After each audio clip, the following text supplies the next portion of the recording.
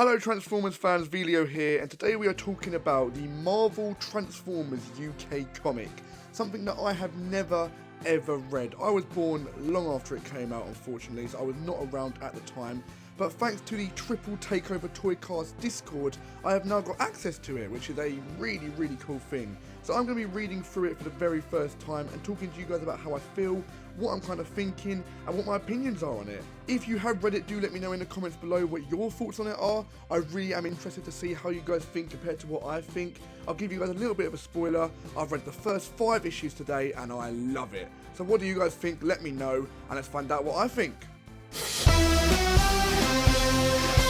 Issue 1 was really awesome. It had everything it needed to be that kind of like opening setup issue. I really enjoyed the way it told the story, the way that it kind of set up the whole entire premise of the Transformers. If you had never picked up a Transformers comic, show or toy before, that would give you basically all the information that you need to know before going into anything Transformers, and I really enjoyed it. It had a lot of 80s charm to it. It definitely was a product of its time in the way that it was written, in the way the dialogue was written, especially compared to how comics are written now. But that is not a knock at all. I still really enjoyed it, and I really did think that it had a lot to offer.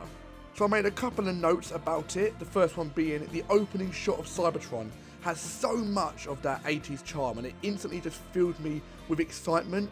It looked like a beautiful bit of art, but still of its time, but in a good way. The art style right from the get-go drew me in. It really made me interested and captivated straight away, and I was really excited to see what the robots look like in this art form.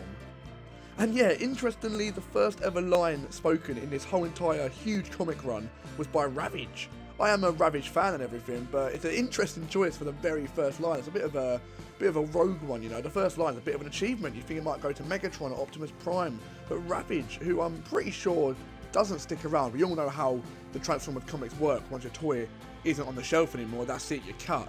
And I don't know if Ravage stayed around for that long, but I guess we'll wait and see. And once we get all that kind of opening bit out of the way, that full page title spread is absolutely beautiful. I love it. It looks so good. I want to kind of print that off and put it in my office, you know what I mean? Like, that is beautiful.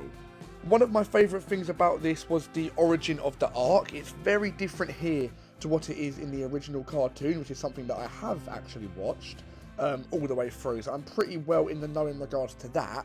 And yeah, the arc origin here is very different, but I like it. It has a certain almost realness to it, as opposed to just kind of the be-all and end-all of Cybertron's dead, we've got to get off the planet kind of thing. The fact that they were just going there to clear an asteroid field so that Cybertron could continue living, and the Decepticons followed them up there and attacked them, and it all went wrong from there, as opposed to it being like a end-of-the-world threat right from the get-go. It was just something that they kind of was doing in everyday life. Well, not everyday life, but just something they was doing to kind of get through the war. Just another little task they had to do in a million things they were doing, and that one thing just so happened to be the end of it.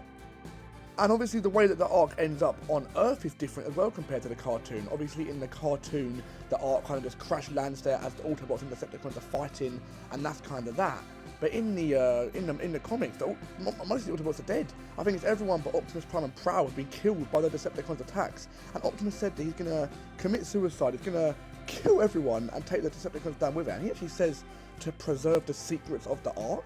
So does that mean later on we're going to find out what the secrets of the arc actually are? Or is it just kind of a throwaway line that never comes back to you? Because I thought that was quite interesting, because it wasn't like a planned thing in the cartoon. It just kind of happened because the ship kind of took so much damage and they went down all together and they all died there.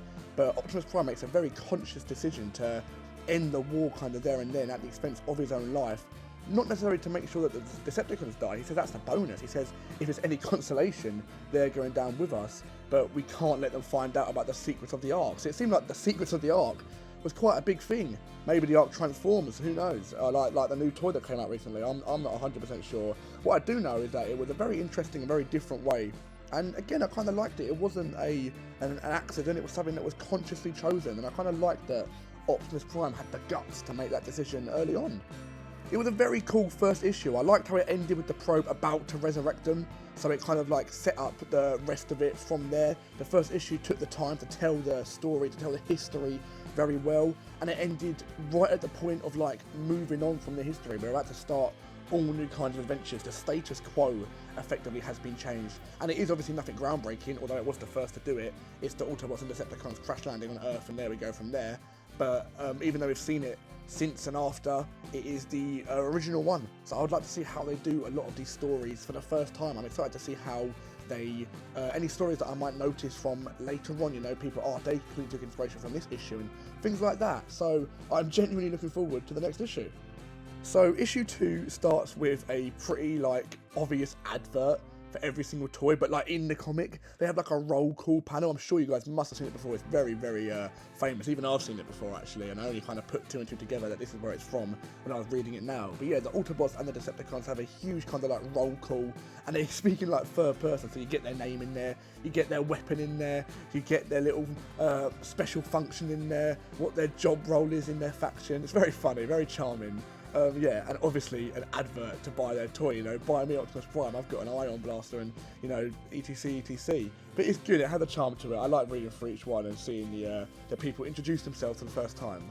Although that being said, I did spot the scary original Ironhide and Ratchet designs in this bit. I'm so glad they changed it, because if it was a whole 200 plus issue comic, 300 plus issue comic I think in the UK, with those designs, I don't think they would have lasted very long, to be honest with you. It's a very good thing those designs got changed to what they ended up being, because to be honest with you, that could have changed the whole history of Transformers. If Ironhide and Ratchet never had them changes to them, would they be as popular as they have been since then, and as popular as they are now, you know, proper mainstays in Transformers? If they were just these weird, like, almost non-sentient looking robots, they probably would have been done after a couple of issues, and that's that. The Autobots going around Earth for the first time had quite a lot of humour in it. I was surprised in a way to see a comic of that time being kind of so funny still now. Like, they went past a drive-in cinema and they confused it for a religious ritual, because it was just a million cars like lined up in a row, and that actually got a laugh out of me. I found that very, very funny. It was like genuinely got a chuckle out of me, because why would they not think that the cars are alive? You know, that goes on for a couple of issues. They are confused at the fact that the cars and all the robots and all the machinery is not alive. It's the humans that are alive. It takes them a little while to wrap their head around that, and that honestly made me laugh quite a lot, the fact they called it a religious ritual.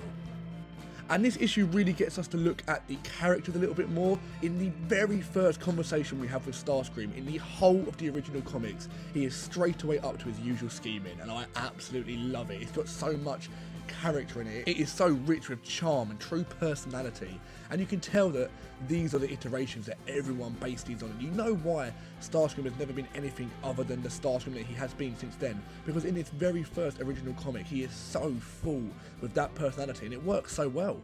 And the end of this issue had like a Bumblebee reveal, which was really, really awesome. It was a great way to get Bumblebee into the human story. After the whole battle in the drive-in cinema, he's obviously gotten hurt. Spike drives him away, and then next thing you know, he's at Spark Plugs crying out that he's going to die, and they're all shocked and they can't believe it. And it was really quite cool. It was a really good way to kind of, not accidentally, but less purposefully put him in the story. It was a true coincidence, if you will, as opposed to a conscious decision to get involved with the humans. Right now they have no idea who the humans are. They have no kind of preempted opinion on them. They don't think they're good or bad. They're just a little bit confused at what Earth really is. So it makes sense that he's asking for help and he's getting help. He's just going to roll along with the punches. It actually coherently makes sense, which I don't think every single comic from the 1980s that ultimately is just designed to sell a toy would do, but it does, so that's great. That being said, I'm not actually sure how the other Autobots managed to lose him in a pretty small drive-in cinema. He was the only yellow Beetle there, so I don't know how that kind of happened.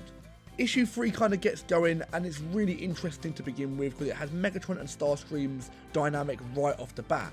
But what I really, really like about this is that Starscream isn't just incapable and annoying, because so many times, especially in the original cartoon, they say to themselves, why do you have Starscream as your second in command? And all the fans say, why is Starscream second in command? All he does is try to overthrow Megatron, and he never actually does anything of use. But here, he actually has some good advice, and Megatron says to himself in his own head, that's actually a good idea.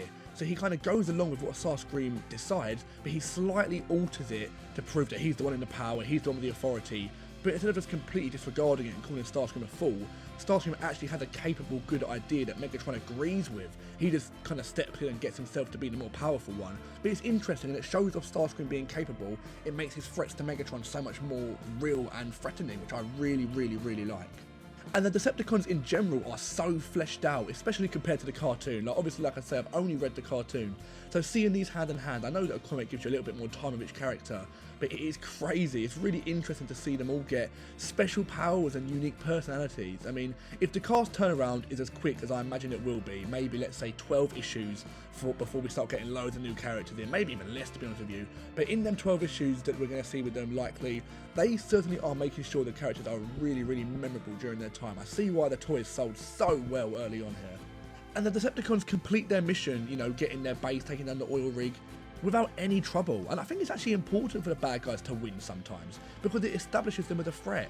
We can't have that classic Saturday morning cartoon where the episode ends and the good guys always win and the bad guys always lose, because when you read it as an adult, you won't take it in. It's just, you know, nonsense effectively, because it's always predictable, it's always a little bit boring.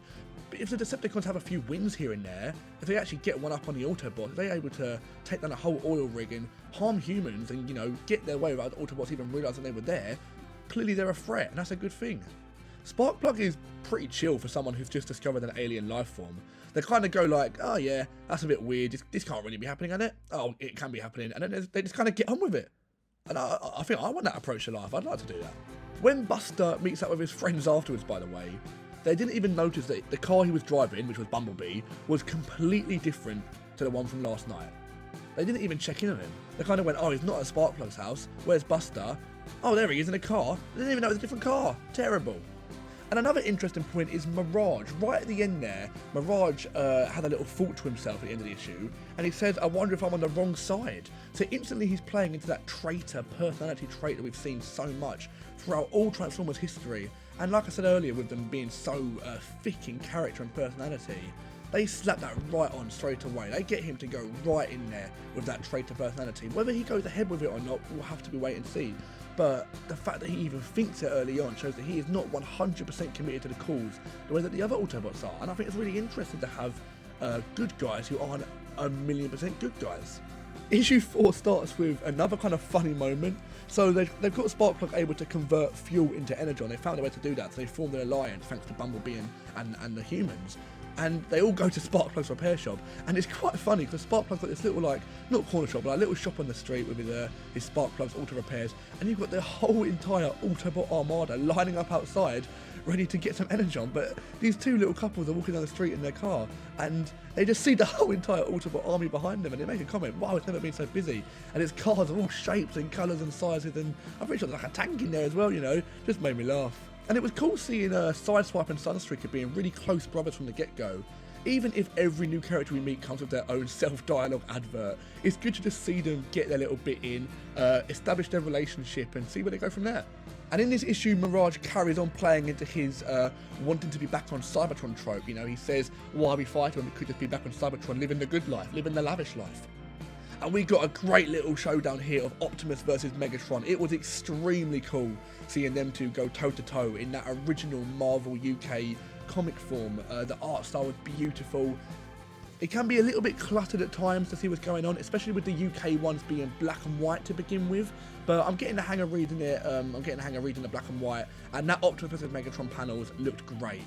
However, once again, it was really nice to see that Starscream was the one who, at the culmination of the battle, he was the one who was able to capture Sparkplug when Megatron actually couldn't. Optimus Prime managed to distract him. It wasn't Megatron's fault.